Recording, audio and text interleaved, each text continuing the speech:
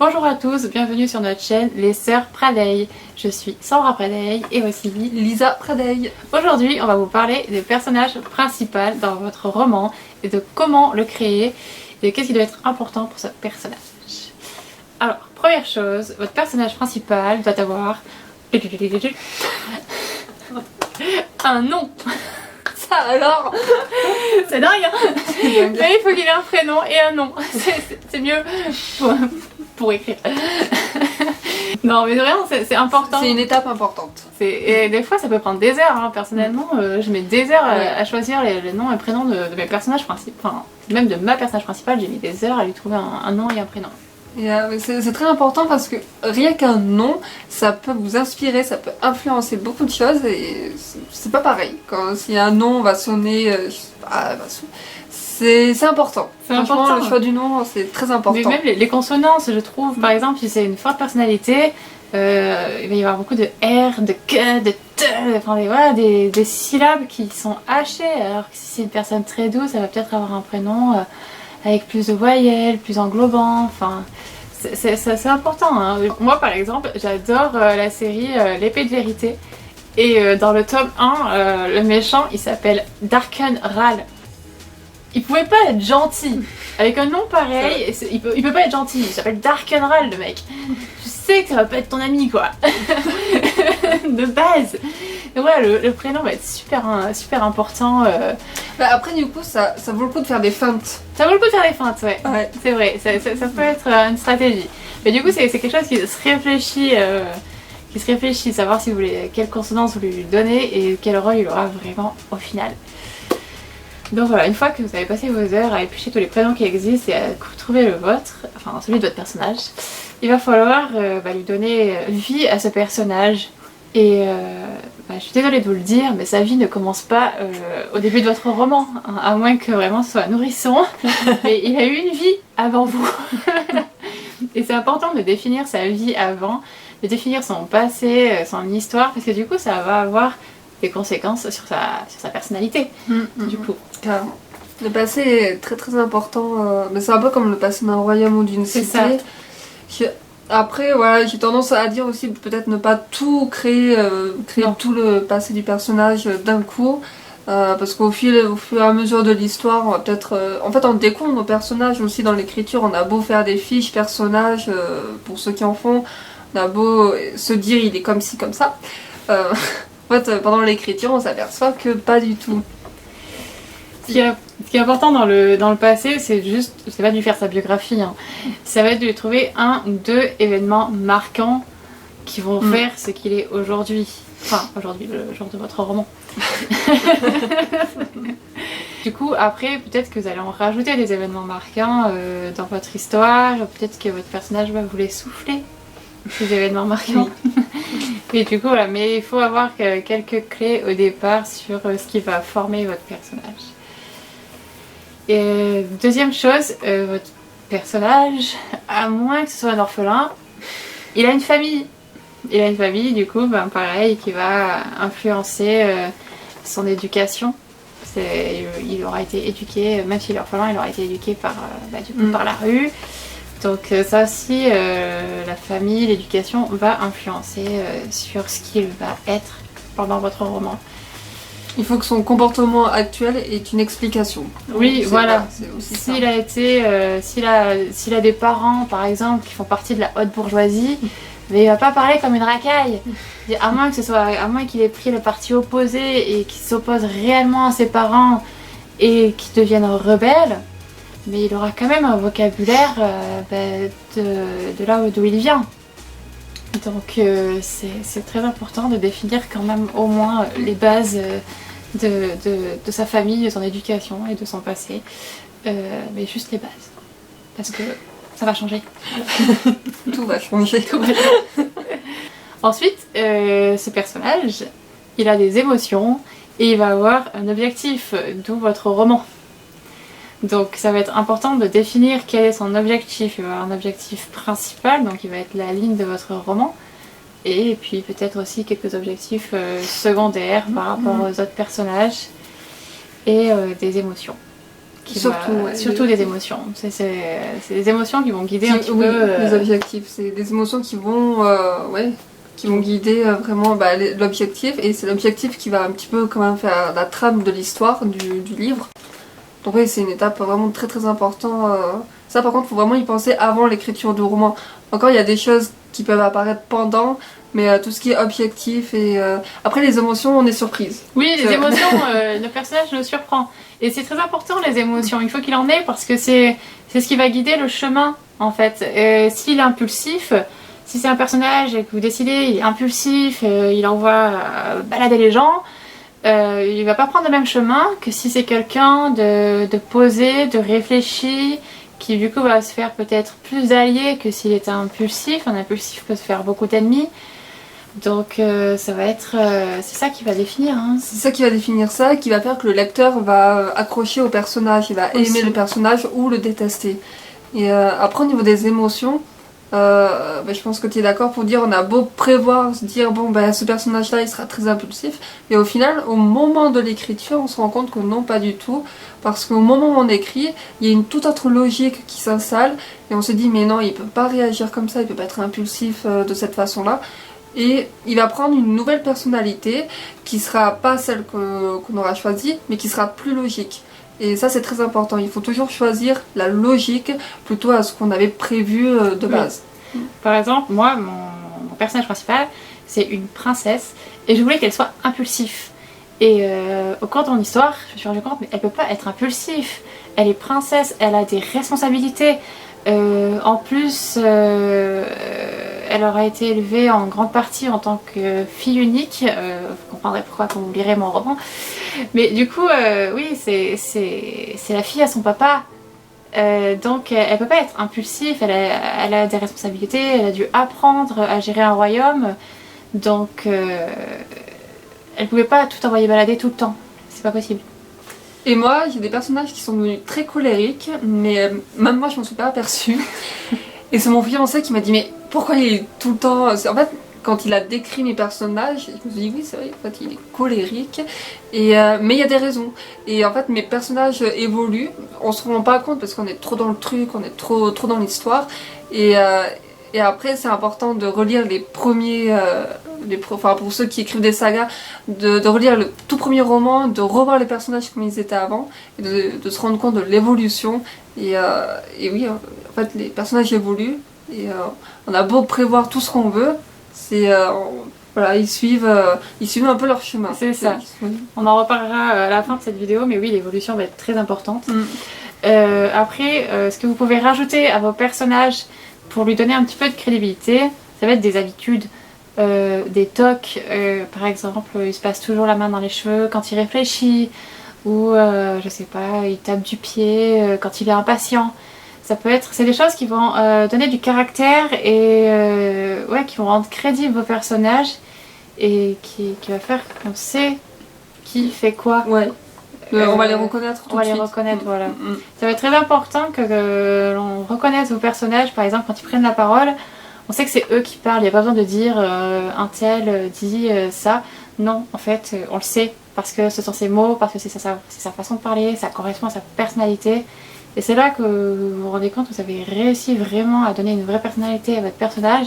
C'est quand on sait que c'est eux. Si il n'y a pas besoin de dire que c'est lui, on le sait. Oui, donc vos personnages ils vont avoir aussi des goûts. Il y a des choses qu'ils vont aimer, des choses qu'ils ne vont pas aimer. Ça peut être des goûts sur la nourriture, des goûts vestimentaires, sur la musique. Il y a des choses qu'ils vont détester, qu'ils vont adorer. Tout ça va renflouer la personnalité de votre personnage. Et en même temps renflouer votre histoire. Ça va donner du caractère à l'ensemble. Ensuite, une chose à laquelle vous pourrez difficilement échapper, ça va être au physique de vos personnages. En soi, vous pouvez ne pas du tout les décrire pour laisser le lecteur se le visualiser comme il veut. Mais je pense que le lecteur a quand même besoin d'être un petit peu guidé. Après c'est un avis personnel, c'est pas... Il faut quand même qu'il y ait un petit trait distinctif dans le physique pour dire, il faut, pour le reconnaître. Par exemple moi j'ai un personnage qui a une longue tresse en fait, Et ça permet de reconnaître, pour ceux qui découvrent l'univers, fait ah oui, lui c'est celui qui a la tresse, ah oui, lui c'est celui qui est blond, lui c'est celui qui est comme ci. Et on les reconnaît comme ça, enfin on les retient comme ça les personnages. Oui, on les grâce à leur retient, attrait c'est physique. ça. Parce que des fois, le nom...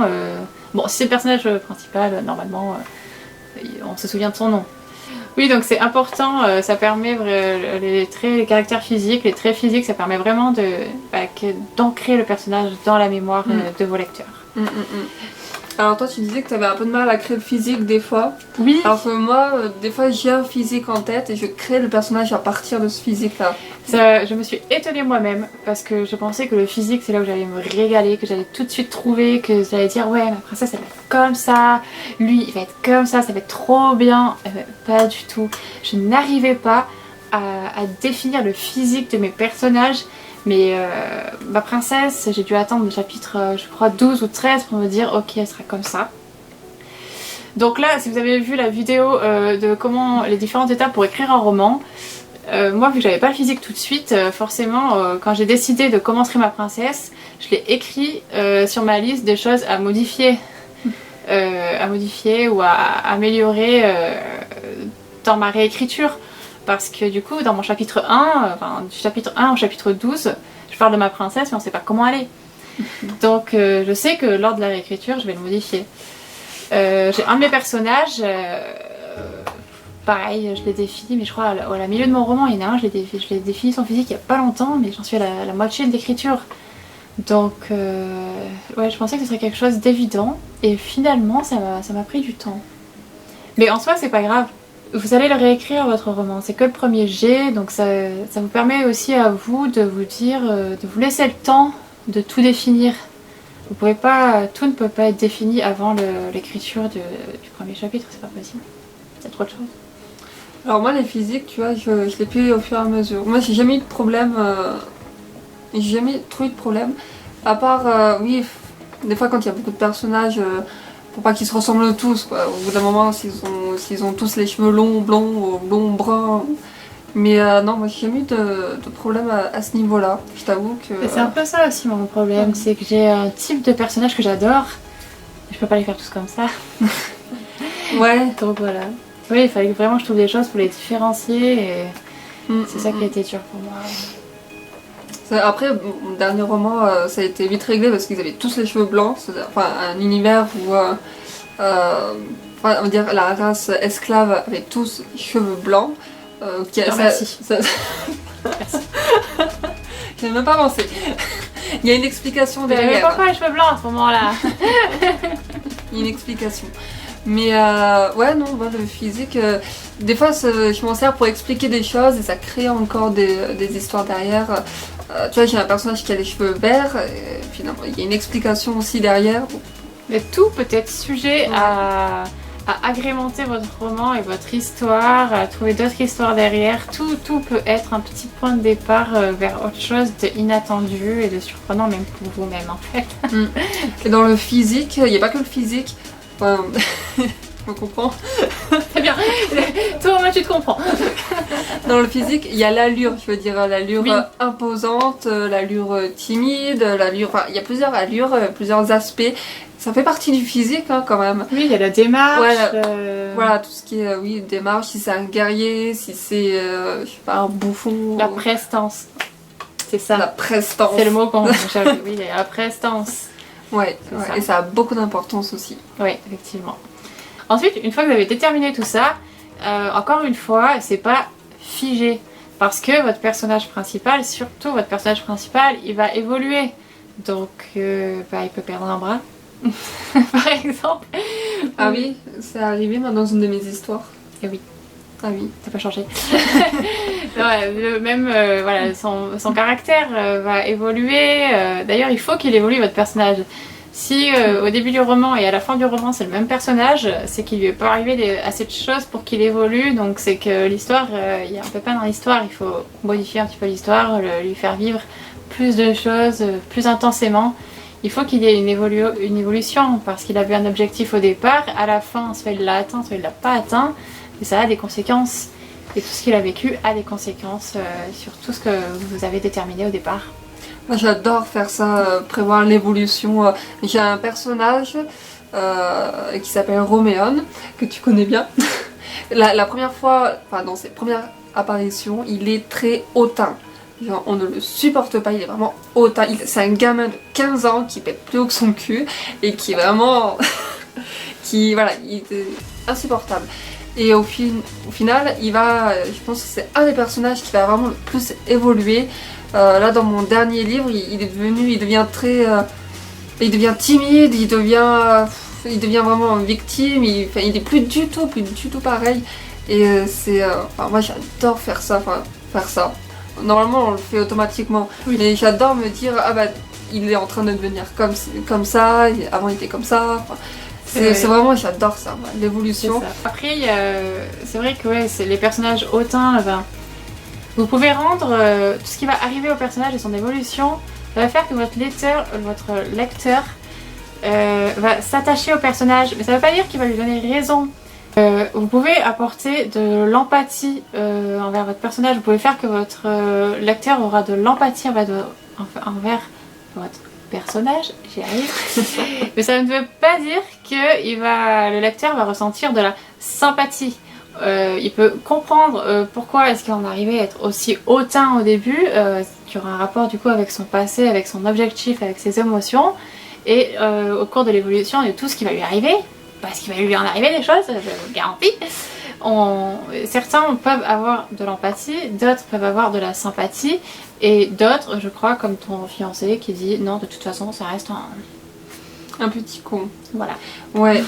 J'ai un personnage, en plus, je suis très attachée à ce personnage, et j'essaye, parce que moi je le comprends, parce que c'est moi qui l'écris. En tant qu'écrivain, on se met à la place de notre personnage. Normalement, on est censé comprendre la réaction de tous nos personnages. Tous, même les méchants, on est censé tous les comprendre. Et du coup, ouais, il devient... j'ai beau expliquer pourquoi il est comme ça, il a beau évoluer dans le bon sens, normalement. Et oui, voilà, j'ai mon fiancé qui dit non, c'est un petit con, tout ce qu'il fait, c'est nul. Je fais, bon. Mais en même temps, voilà, c'est une réaction quand même. Au moins, il a un point de vue sur ce personnage-là. Il dit pas oui, bon, je m'en fous, il fait ce qu'il veut. Enfin, il est pas... il y a quand même des choses qui se créent dans sa tête. Et au final, bon, bah, que le lecteur il déteste un personnage ou qu'il ne l'aime pas, l'important c'est quand même qu'il ressente quelque chose pour le personnage. Parce que tous vos lecteurs ne pourront pas aimer vos personnages. Surtout si vous démarrez comme celui-là, en mode gamin de 15 ans qui pète plus haut que son cul.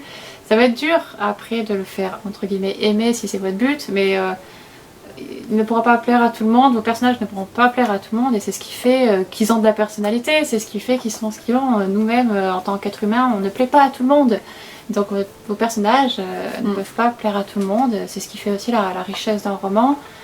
Après, toi tu parles de l'évolution sur plusieurs bouquins aussi, hein, parce qu'il évolue d'un bouquin, enfin d'un début d'un bouquin à la fin d'un bouquin. Si vous écrivez un saga ou plusieurs romans dans le même univers, forcément, au bout de 3 bouquins, il aura encore plus évolué. Vos personnages évoluent constamment. C'est ce qui fait d'eux des vrais personnages et ce qui fait d'eux leur crédibilité. Sur ce mot de la fin, merci de nous avoir suivis. N'hésitez pas à liker cette vidéo si vous l'avez aimée.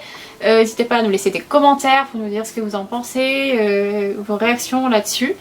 N'hésitez pas non plus à nous suivre, suivez-nous sur notre chaîne YouTube Les Sœurs Pradey, et on vous dit à bientôt pour une nouvelle vidéo. Bisous.